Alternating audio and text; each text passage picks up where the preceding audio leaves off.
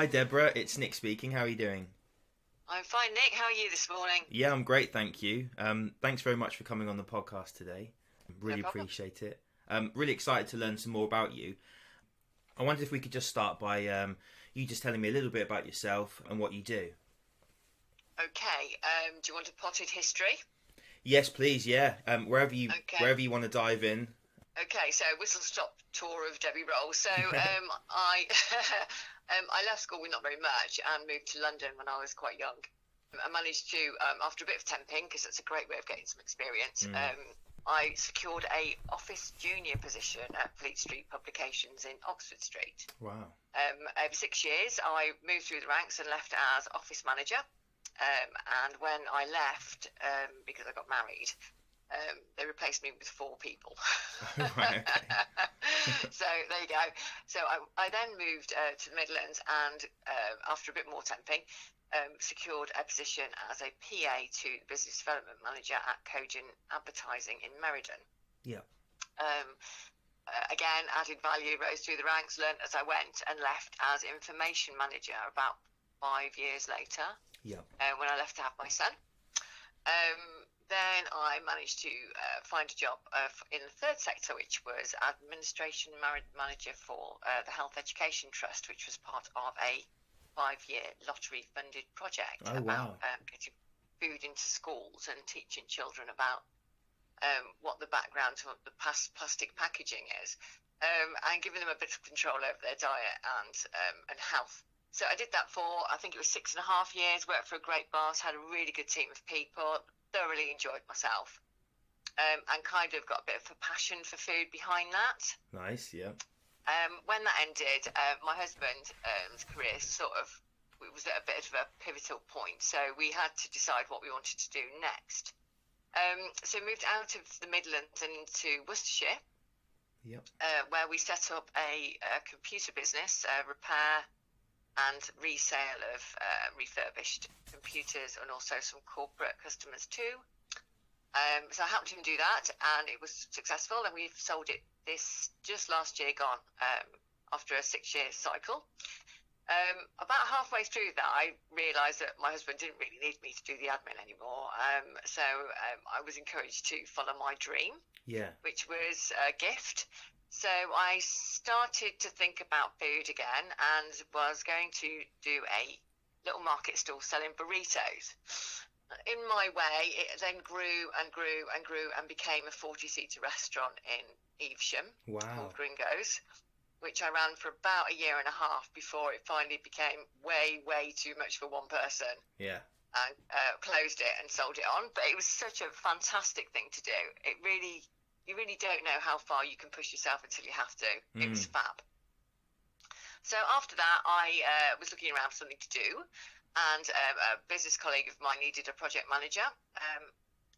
So with my history of sort of marketing and publication experience, I then ended up working for Arisa Design, who is the award-winning digital marketing agency. Yeah. And I worked for them for 2 years. I then realised that I kind of couldn't really push any higher up the corporate ladder without doing a bit of retraining. So I then took the massive decision of doing an executive leadership MBA. Yeah. Kind of signed up with my fingers crossed and my eyes shut and holding my breath, because I hadn't really done any sort of extra education. I'd done courses, but I hadn't committed to anything like that before since leaving school. So I started that. I'm just about 3/4 way through my 2nd year. It is so hard, but it is so brilliant. I'm learning so much. So glad I did it. Yeah. When I saw that, I was going to ask if you would recommend that, and obviously, it sounds like you're really enjoying that. I would. I think that you have to. So most people on my course are, I mean, there's a few sort of 25-ish year olds, but most of them are my age, about 50. Oh yeah. Because I think you really need, perhaps not as much, but you do need some experience in offices and corporate life in order to take advantage of it. I agree with that. Yeah, definitely. I did a business degree when I was when I was like 18, and if I was doing one now, I'd have a lot more questions and I'd be far more interested in it, I think. Yeah. Yeah, I think you do need that sort of experience to know the other side of it, and then look at obviously the sort of leadership and management side of it. Really interesting. I would definitely recommend it, but I wouldn't take the decision lightly. You do need a bit of grit because the assignments are every 5 weeks. Right. Yeah. So it's quite tough, but fabulous. And if you have something you want to learn about, just do it. You just, again, don't know what you can do until you push yourself, really. Yeah. So I've got 3 modules to go. Yay! And then a dissertation. Nice. So I'm looking around now because I'm currently in the market for a job. Yeah. So I'm looking around now for a bit more experience in project management, because that is really what I found that I enjoy doing the most. Yeah. Through obviously my working life, I like a creative, fresh challenge on a reasonably regular basis, and it's important to understand that about yourself. And whilst doing this MBA, I've learned a lot about my personality and how I react to things, and what I enjoy and what inspires me and what doesn't. And I think if nothing else, it's given me massive insight into my own character. Yeah. I mean, it seems from what I've read, and obviously what you've just said there, it seems project management is perfect for you because you like to take it from the start, from a seed, and grow it, and everything that comes in. And obviously, I guess there must be so many challenges along the way. Do you think you're good at sort of thinking on your feet and just changing strategies and being flexible? Oh, absolutely. I think that's one of my key skills, to be honest. Yeah. I do get bogged down in the details sometimes, because I can be quite cautious, and I like to understand everything, which is not always possible. So I have been more learning, doing a bit of a project management course to kind of understand how to sort of step back and look at it from a height. Yeah. Because although I've done projects, I've kind of always owned them, so it's been sort of my way of doing things rather than the sort of official way of doing things. Yeah. So I've kind of bumbled through and fixed problems and put up brick walls and wallpapered over them and turned corners and jumped over the street as I've sort of gone. Yeah. Yeah. No, it must be hard to let go of some of the control and trust the person who you're putting in that role. So I don't feel that many people will have the same love and passion as you do for something. It's Yeah, I'm a self-confessed control freak, which my kids will openly admit, and wave banners with it written on. And I do try to control that a bit. Yeah. But yeah, I do. If I love something, I need to sort of own it, and it's quite difficult to sometimes see the wood for the trees. Yeah. But I am working on that. The other thing I don't like is I don't like being horrible to people. Oh, right. I find pulling people up, because I suppose I have great drive. I kind of think everyone else has. When I see someone that's kind of bumping along, I try to inspire them in a positive way. But if that doesn't work, I find it then very difficult to sort of go, actually, that's not one of my great strengths. Difficult conversations I don't enjoy, but I think that's probably true of a lot of people. Yeah, I think so. It's one of those necessities. I'm just thinking. Well, I think because I'm a people person, I see both sides. So I understand that I'm going to be upsetting them, and that makes me uncomfortable. But then I know that from the business side, they have to step up, or everyone's going to be affected. Yeah, making those really big decisions. Yeah. And I kind of like to beat a problem to death, really. I'm not one for giving up easily. And I think that goes in every aspect of my life. Yeah. What do you think is one of your maybe favourite projects, or a project that you have at the moment that you're really looking to go full force with? Well, I think that there's two actually. Well, two. Yes, there's two. So Gringos was a massive passion for me, and something that I had never even looked at or thought of. I mean, a Mexican restaurant, and I'm not a restaurateur. I'm just a girl who likes to cook a bit. Wow.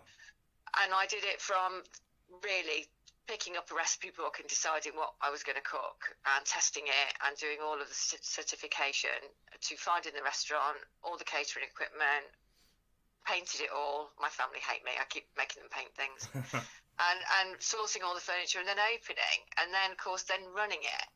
It was just a huge thing, but because I had passion for it, I just drove myself. There was nothing that could stand in my way. That's Everything amazing. had a solution, and I would find it. Yeah. And that it was such an amazing thing to do. It was so way far out of my comfort zone. It was not even funny. So that was one thing. But the other one, I think, was Food for Life. I just really connected with that. I thought it was so important that people know what they're putting in their mouths and in their bodies. Definitely. And I saw some quite harrowing things, but it really changed my life. I have to say that, and it changed the way I shop and cook and feed my family. Wow. Completely. So that was massively powerful for me. Yeah. I love the fact that you did something really scary, like, you know, opening the restaurant and going from every single part of it. Do you have any advice that you would give people? It seems like your mantra is just, you know, go for it and do it. You know, obviously do it with passion. Do you have any advice for, you know, young people coming up, or people looking for a change or anything? I do, actually. I think, I mean, there's a lot of memes about, you know, going for it and you know, living your dream, but there has to be a bit of caution there. Yeah. It has to make you money, because no one lives for free. That's true. So you can support yourself for 6 months, but after that you need money coming in. Otherwise it's going to crash and burn and you're going to feel terrible. You shouldn't, but you will. I think that if you have something that you enjoy, it doesn't have to be a passion, it just has to be something that captures you.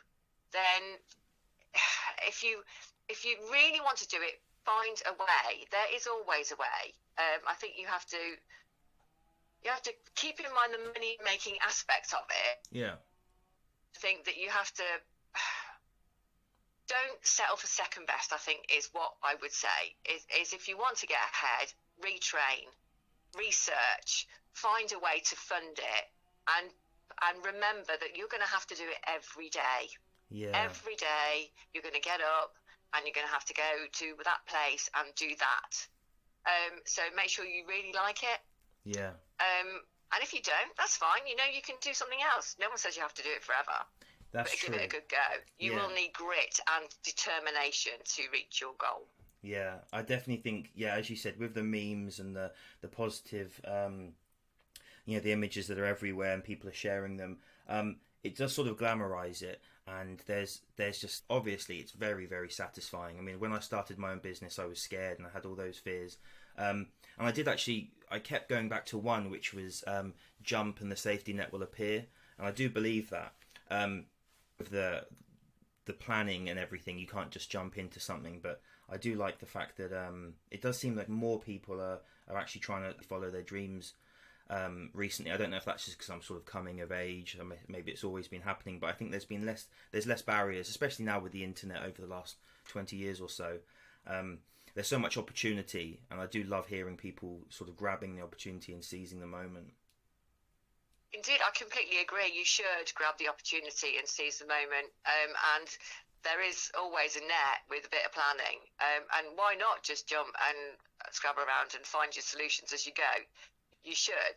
You should be scared, because, you know, it's, necessity is the mother of invention. So if you need something, you'll find a way to get it. Yeah, definitely. Yeah. Yeah, and people should, I think what it is that we're not indoctrinated into, you leave school, you go to college, you get a job, you stay in that job for 45 years, you retire, you get your caravan on the south coast or whatever. I think that there is more availability for information with the internet. I think that there is no real loyalty to business anymore. Yeah. Certainly with the couple of generations coming up, it's all about what's in it for me rather than what I can give you. Yeah. A lot of people, it seems that work is something now which people are going to build themselves and to as a stepping stone for something bigger, rather than being you're trapped here for 40 years, you retire and then you're finished, But I'm very happy that it does seem that there's just a lot of aspiration now coming through. Well, and also business has to look at that and learn from it.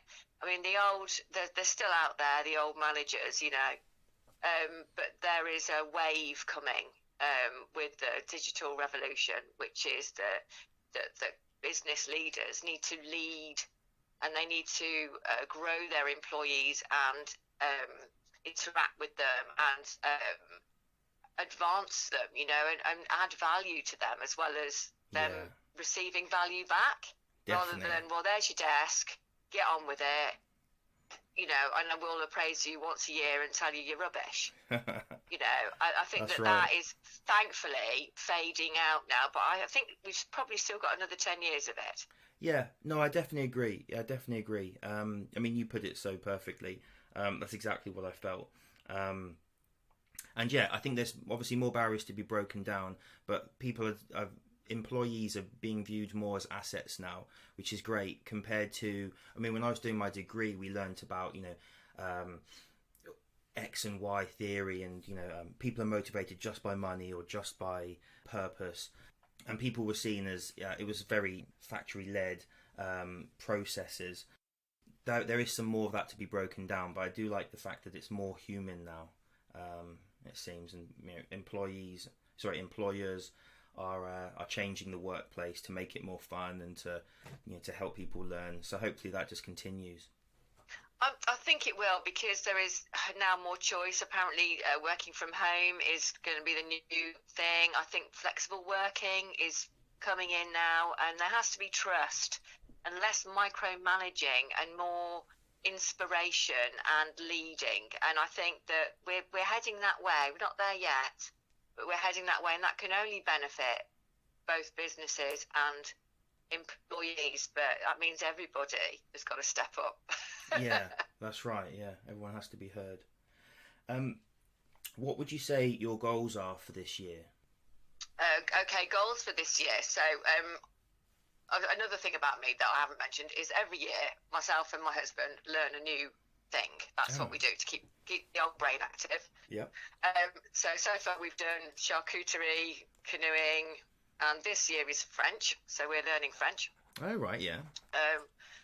We just do it over the summer usually. It's just a bit of fun to keep us, you know, chatting and occupied. Yeah. How do you do that? This year...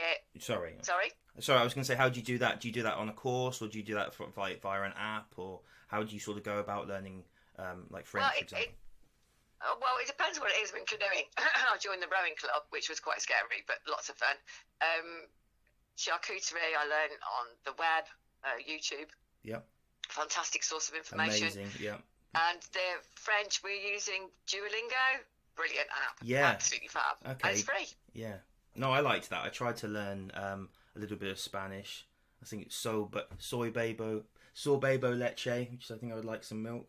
But I didn't get that far, as you can tell. But it is a great app, yeah. So this year I want to find a nice project manager's job. Yeah. I don't mind going in as a junior, because obviously my corporate experience isn't all-encompassing. But that's my plan. So I've got 2 interviews on Monday, because why wouldn't I, obviously? Yeah. And another one bubbling in the pipeline. So that's for the next 2 years I want to grow those skills. That's where I see myself going. Yeah. And then whilst I'm doing that, I will learn more, really, about what I like and what I want to do. I think and finish my MBA, fingers crossed, I'll pass it. And that will give me more doors to open, I think. Yeah, definitely. Because I think I'm still in transition, which can be a bit scary, because you can kind of start scrabbling around, just trying to grab anything. Yeah, yeah. I think it's important to stick to where you want to go. You know, even if you have to take a pay cut to do it, because why would you do something that you don't want to do? Yeah. Oh, definitely. Yeah, stepping back to sort of go forward further is definitely good. Is the degree finishes this year? Do you complete it this year? So the modules finish in June this year. So my last exam will be July. Right. And then we have 6 months to do a 10,000 word dissertation. Oh, great. On the subject of our choice. So I think I might be doing women in the boardroom, because it sounds quite fascinating. Yeah. And I I'm not going to bang on about it, but I think there is such still gender inequality, Sure. and I think it's getting better. Yeah. But again, there's a long way to go, and that I don't think we will ever achieve it until maybe childcare and maternity leave and all the payments and resources around that is looked at properly. Yeah. I never really gave it much thought until my partner had kids, and then we had maternity leave and paternity leave, etc. It brought it home to me, and obviously, the last few years there's the Me Too movement and a lot more equality driven ideas. So you feel that it will go that way? It will go the right way eventually? Oh, I don't know. I hope so. I mean, I think that there are a lot of challenges in this country at the moment, a lot. Sure. And I think that we're going to shake up. We need to shake up a lot of the traditions and the way we see things. I think that marriages or partnerships are, if you're with someone, it is a partnership, whether you're married or not. Yeah. And if children are in that, and chores and cooking and whatever, you work it so that it's equal. But I think businesses, and I've had this said to me, so I'm not speaking out of turn. Oh, but you're of an age to have children. Well, yes, but it's not going to make my brain fall out. Yeah. And well, I'm not sure my favourite thing at the moment, because obviously I'm 50 now, is well, you're overqualified. It's like, what does that mean? No. What does that mean exactly? Yeah. But the world isn't a perfect place, and True. you just have to battle on, don't you? Really? Yeah, you do. Lots of old mindsets still hanging around, but obviously as these new leaders come through, one of the last guests I spoke to was talking about the new leaders coming through over the next decade will change a lot of the way the business is, because obviously they've grown up and they feel the same way that we do about things. So I think there's lots more progress to be made, but I think hopefully we are going in the right direction. I think so, and that will be a natural progression as those old leaders retire and new leaders come through the ranks to hopefully take it forward to the next level. Yeah, there's a lot of tradition, which is fantastic. It's hard to know what should stay and what should go. So I guess it's going to be a real sort of I think give if and go. it empowers people, it's good. Yeah, if it empowers people, it's a good thing. If it makes people feel good, it's a good thing. If it pigeonholes people, or makes them feel bad, or denies them opportunity, or is based on what they look like, or their gender, or their age, then that's a bad thing. Yeah. Absolutely. It's amazing how a small change can make such a difference as well. How one thing said or one rule made may not even be much thought behind it, but how it can isolate and damage someone's. Just you saying those things made me feel the sort of the negative thoughts that they would feel, like the things that I've felt. And it'll be definitely great to get some of those out. Yeah, and I think that people just have to ask the question, is that I'm saying this, and what value am I adding to anything if I say something or think something? I think your thoughts define your speech, and getting into a positive mental attitude and thinking about people with respect then makes you speak with respect. Yeah. I think it's just habit, isn't it? Yeah. Oh, definitely. Yeah, compassion and empathy. They seem to be two of the driving forces over the next decade, I think. I hear them a lot from other people, and that resonates with me. And hopefully we can move that way. Hopefully. Where there's life, there's hope. Yeah. That's fantastic. I've learnt so much here. I had lots of questions. I think I've run through all of them. Let me quickly see. Yeah, I had lots of questions about project management. Could you quickly just define what project management is in a broad term, just for people, so they have a better understanding? You've gone through it so well, but okay. So, in my experience, project management is receiving a thing that you have to do. So you have to build a bridge, for instance. Sure. So you need to build a bridge, and you need to build that bridge in 6 months, ideally. Right. So your customer says, "I need a bridge in 6 months," and so you say, "Okay, right." So then breaking it down. So okay, what sort of people do we need to build this bridge? What do we need as a sort of top list to build this bridge? What resources, people, money, time do we need to complete this and then break it down into sections? So we need to achieve this by now, and then in 2 weeks this needs to be done. And so it just gives people defined time bands to achieve a thing, because we all know that if you have no deadline, nothing gets done. Yeah. You know, and I am the queen of procrastination. Yeah. So, and especially if I don't want to do it. That's the one, yeah. So if I have to build a bridge in 6 months, and I need to get my ducks in a row, so I need to make sure that I've got the money there to buy the wood, to pay the people, to build the struts, to put up the whatever, the step-by-step process of building a bridge. And whilst I'm building it, I need to ensure that everybody's on the same page, right? That we're running on budget, that everyone's engaged, that the supply's going to come in on time, that the customer knows that we are halfway through and that we're still on time and we're still on budget. Yeah. And the other part of it is then, you know, one of the struts is rotten and we can't get another one for a week. So then you have to manage that issue and problem and make sure that everybody's aware of it, and then try and find a way around it. Or then we find that, you know, towards the end of the project, we get a bumper load of planks. And so that's going to speed it up a bit, which is great. So we get more time for testing, or we come in under time and hopefully under budget. Yeah. So it's just about managing the process and the people and the supplies and the stakeholder engagement through that process from start to completion. Yeah. For me, anyway. No, that's brilliant. I was actually just soaking that all up. That's excellent. I haven't really heard it like that. One of the main reasons for this podcast is to inspire and motivate people. So I wanted just to obviously break down and get your view of project management. It's clear, obviously, that you're great at it, looking at your career. How can people find you if they wanted to get in touch?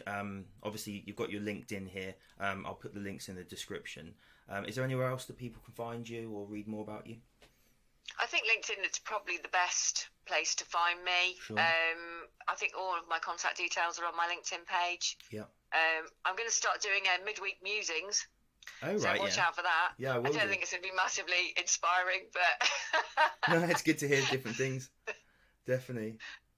It's good to be proactive, right? So just asking some questions, and there may be some artwork on there. I'm a bit of an amateur photographer. Oh, great. So there may be some of that up there as well. Yeah, definitely. I'm looking forward to seeing some of that too. That's fantastic. Thank you very much for your time today, Deborah. It's been really enlightening, and I've got a lot out of it too, and hopefully our listeners will as well. Thank you, Nick. You know, it's been a lovely chat. You're very good at interviewing. Thank you very much. And I will hopefully listen to, I'm sure it won't be the whole podcast, the edited version at a later date. Please do keep in touch, won't you? Will do, certainly. Thank you very much, Deborah. Have a great day. And you, Nick. Take care. Bye-bye. Take care. Bye now.